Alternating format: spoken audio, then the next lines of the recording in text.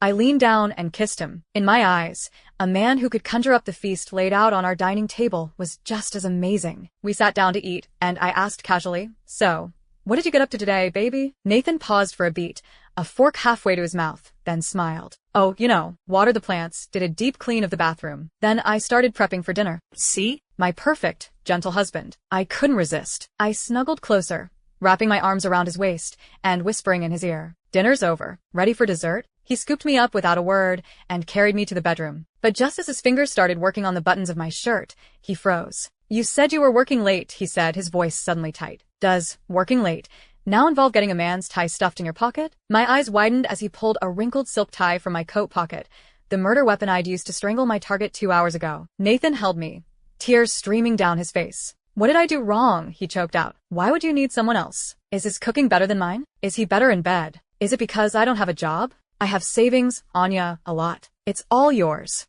Honey, please don't leave me." His words were punctuated by desperate, ragged breaths, and my attempts to deny everything were lost in shattered moans as he moved against me. All I could do was hold him tighter. The next morning, I tried again, insisting that I loved him, only him, and that I would never, ever cheat. But I couldn't explain the tie. I couldn't exactly tell him his quiet programmer wife had more blood on her hands than a butcher. A man as gentle as Nathan would never be able to handle it. He'd be terrified. He'd leave me. To prove my loyalty, I took the entire week off, clearing my schedule to stay home with Nathan. I bought him flowers, designer clothes, anything I thought he might want. I let him have his way with me in bed, whenever and however he wanted. But a shadow still lingered in his eyes. He asked for the tie back, and I told him I'd thrown it away. Honey, it was evidence. My life is a tightrope walk over a pit of danger, but I would never, ever allow my sweet, gentle husband to be exposed to any of it. His sadness deepened. Still, he cooked me lavish meals and told me with a determined look in his eye, "It's not your fault. I believe you, Anya. You didn't cheat. It must have been some creep from the outside, trying to seduce you. That's why he would do something so sleazy,